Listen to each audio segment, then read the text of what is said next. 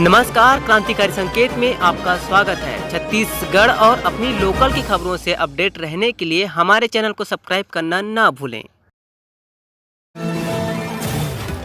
छत्तीसगढ़ में पिछले 7 दिनों में 93,476 लोगों ने कोरोना को मात दी है। वहीं संक्रमित मरीजों की संख्या 92,240 है।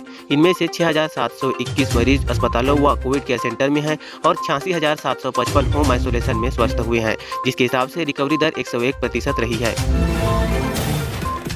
प्रदेश में अब तक 7,44,602 मरीजों में से 6,14,693 मरीज स्वस्थ हो चुके हैं। इनमें 4,88,988 होम आइसोलेशन में हैं और 1,25,705 मरीज विभिन्न अस्पतालों और कोविड केयर सेंटर में इलाज के बाद ठीक हुए हैं, जिसके हिसाब से वर्तमान में प्रदेश की रिकवरी रेट 82.5% है।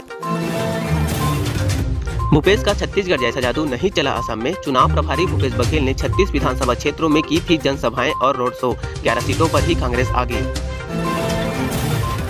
मुख्यमंत्री भूपेश बघेल ने 3 अप्रैल को तीसपुर विधानसभा क्षेत्र में रोड शो कर कांग्रेस प्रत्याशी के लिए समर्थन जुटाने की कोशिश की थी। उनका यह प्रचार अभियान लगातार कई सप्ताह तक चला। प्राइवेट अस्पतालों में वैक्सीनेशन की रोक। सरकारी अस्पतालों के लिए आए वैक्सीन गैर कानूनी तरीके से लगा रहे थे। अंबिकापुर में कमलेश नेत्रालय को सील कर दिया गया है। अब जांच होगी कि आखिर इन्हें वैक्सीन दी किसने। मामला अंबिकापुर के कमलेश नेत्रालय का है। यहाँ रविवार को 600 रुपए लेकर 18 से अधिक उम्र के लोगों को वैक्सीन लगाई जा रही थी। सूचना मिलने पर एसडीएम ने स्वास्थ्य विभाग के अफसरों के साथ छापा मारा। हालांकि तब तक 18 लोगों को वैक्सीन लगाई जा चुकी थी।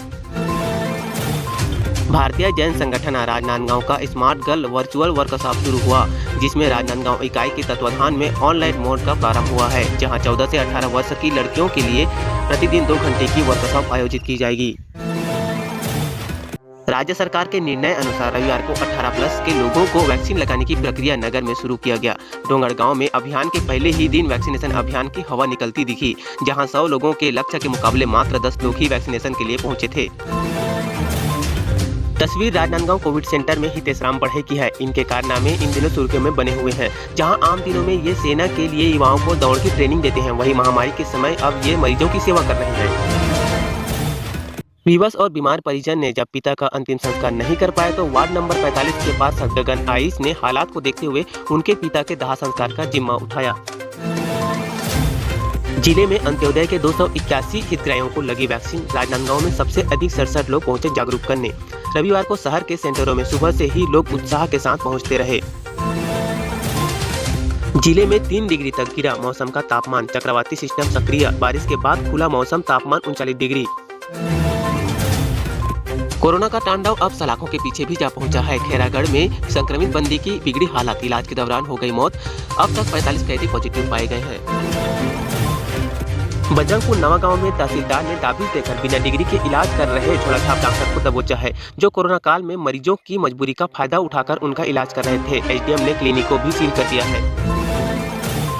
18+ टीकाकरण भिलाई शहर के लिए एक बड़ी चुनौती है। जिन 7.5 लाख को वैक्सीन लगनी है, कोरोना संक्रमण रोकने का दारोमदार इन्हीं पर है।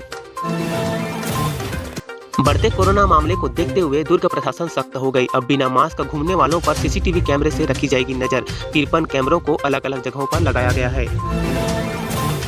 देश का सियासी नक्शा बताता है कि बीजेपी के खाते में इस बार केवल पंडुचेरी लगी है। अब 49% आबादी वाले 18 राज्यों में एनडीए की सत्ता है। इंदिरा गांधी के समय 17 राज्यों में कांग्रेस सरकार थी। भारत में पिछले 24 घंटे में कोरोना के 3.50 लाख नए मामले आए हैं। लगातार 7वें दिन 3000 से ज्यादा लोगों की मौत जारी है। कुल संक्रमितों की संख्या अब 2 करोड़ के करीब पहुंच गई है।